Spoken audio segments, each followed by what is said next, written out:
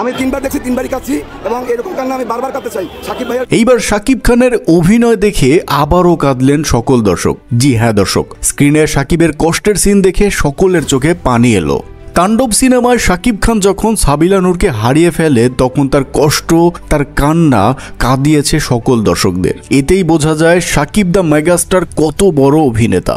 শাকিব খানের ভক্তরা তো বলছে স্ক্রিনে আমাদের মেগাস্টারের কষ্টের মুহূর্ত ধরা দিলেই আমরা তা সহ্য করতে পারি না। তাণ্ডব সিনেমা যে প্রত্যেকটি অনুভূতির জন্য একটি ফুল প্যাকেজ সিনেমা সেটা আর বোঝার বাকি নেই।